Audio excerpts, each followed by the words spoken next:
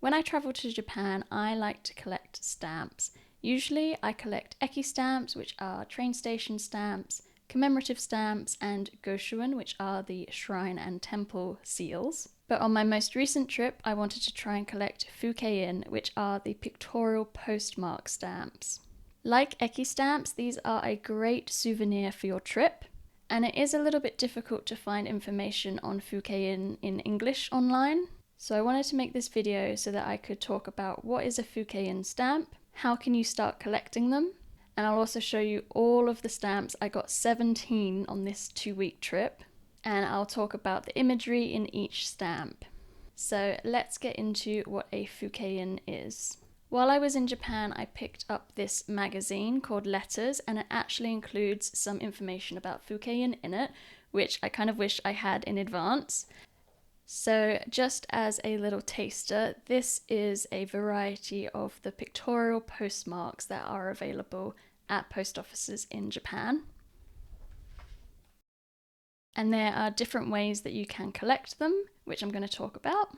Unlike in the UK, where post offices are being reduced, in Japan it is a fundamental part of everyday life, and maybe a bit old-fashioned and a bit bureaucratic. But there are around 24,000 post offices in Japan, and each of those post offices have a unique pictorial postmark which you can collect. So these pictorial postmarks represent something in the local area.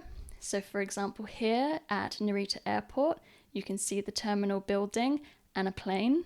And for example, here as well at Kamakura, you have the giant Buddha, you have the beach, and there's often some foliage or flowers included in the postmark which are representative of the local area.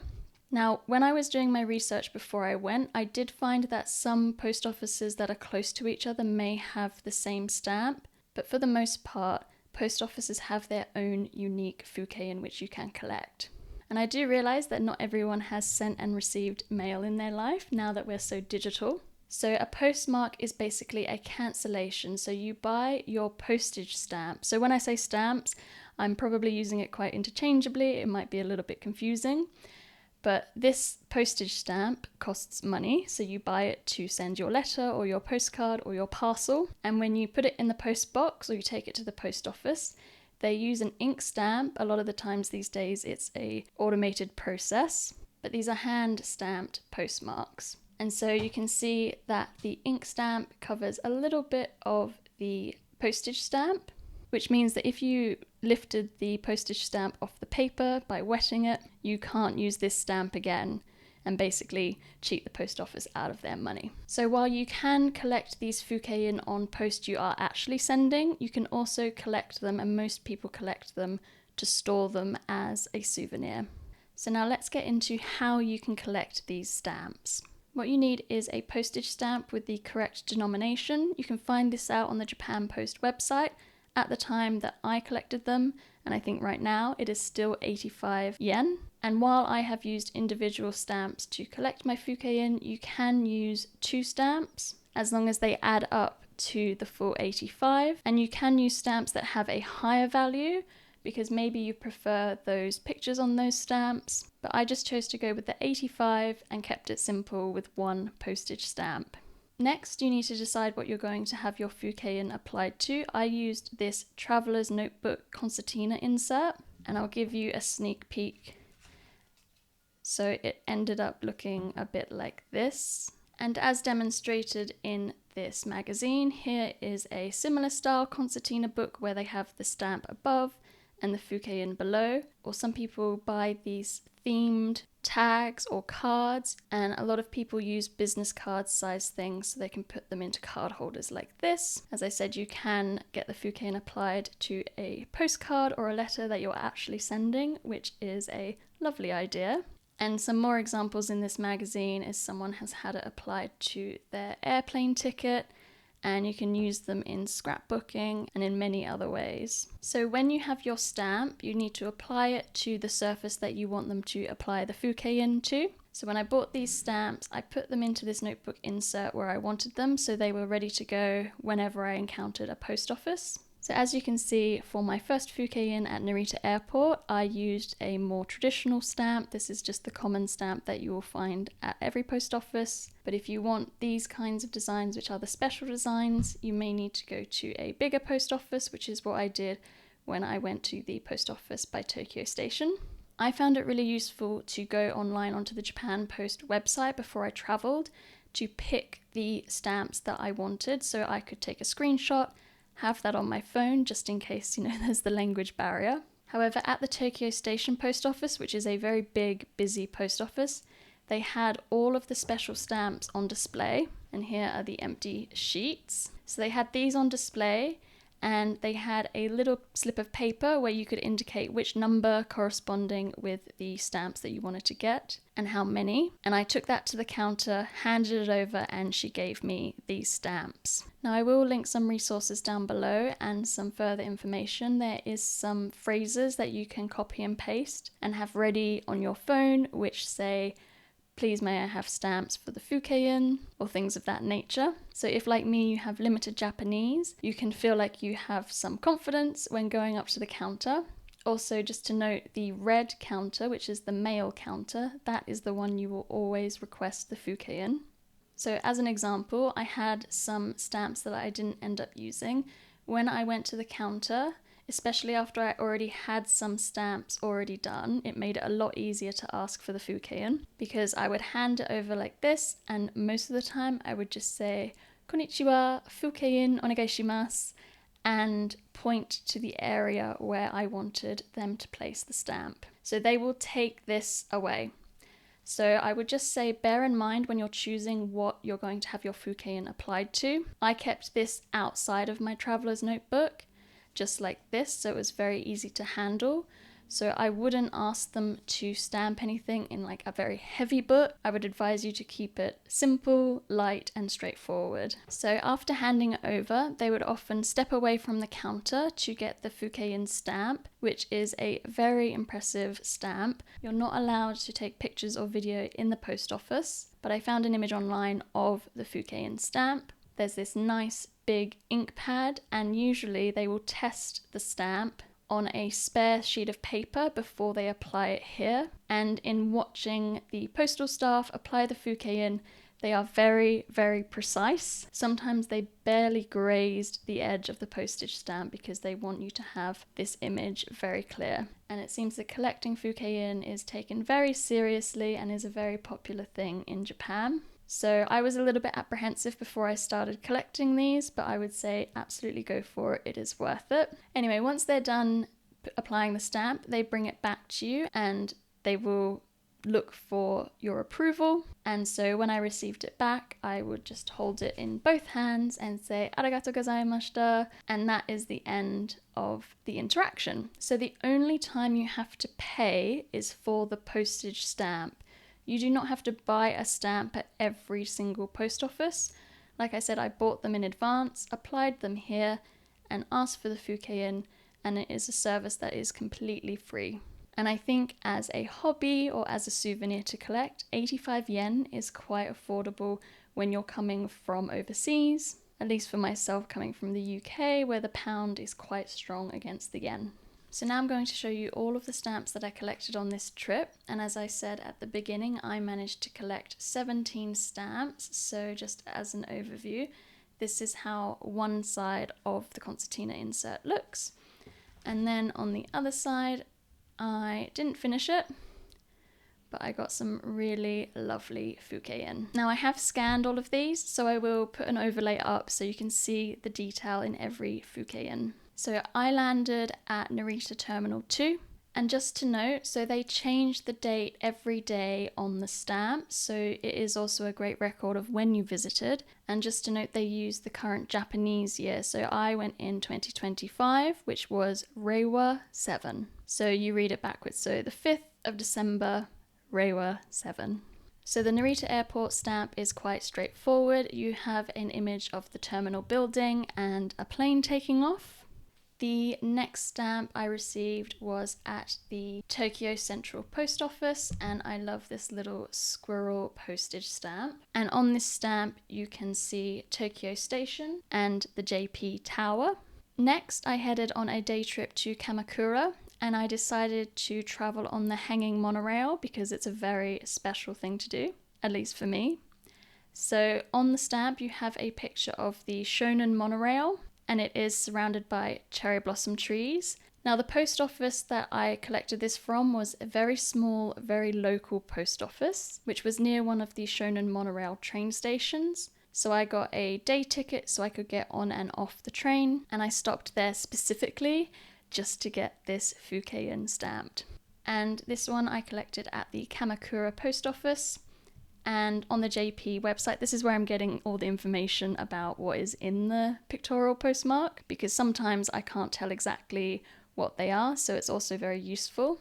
So in this one, it depicts the Great Buddha, Uegahama Beach, and large ginkgo leaves in the background. So turning over to the next 4, in the top corner here, we have the stamp from the Kandakita Jimbocho post office. So I went around Jimbocho, which is the book town in Tokyo, and this one depicts a stone monument depicting Natsumi Soseki's I Am a Cat, which is outside an elementary school in this area.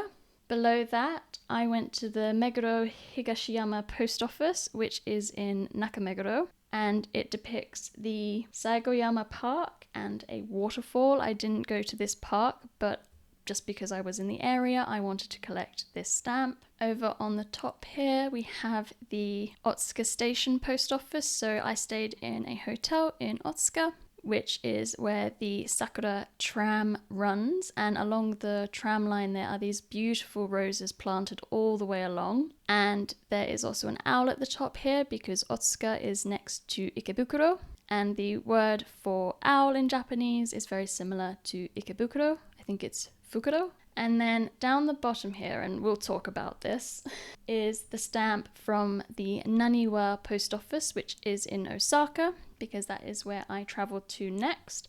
I did talk to the lady at the counter about where I wanted it placed, and you can see from where the other ones are placed, they put them in a very nice spot, and for some reason she decided to put it really low and it's almost a little bit cut off at the bottom. I was a little bit annoyed at the time, but it is what it is. Honestly, this fukei-in is just amazing.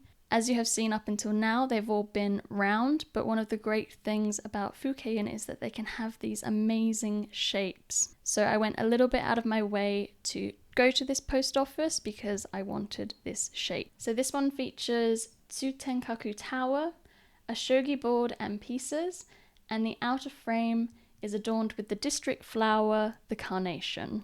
So on the next spread, which is the last 2 pages of this side, we have this rose-shaped fukei-in. Now, I was in Osaka on the weekend, and there are a few post offices in Osaka which do this rose shape, but they're not all open on the weekend, so I made sure and went out of my way to go to the Osaka Central Post Office to get this fukei-in. Now, I don't have the detail about what is exactly in here, but you can see the same tower as before, Osaka Castle, and a bridge. I'm not sure exactly which bridge it is. Next, I travelled to Takamatsu, and I went to the Ritsurin Garden, and so there's a post office nearby, and this image is of the gardens. Now, this is one of those older postmarks. This one was designed in 1948. So I love that these are also little pieces of history. From Takamatsu, I visited Naoshima Island, and I really wanted to see if I could get a fukei-in while I visited.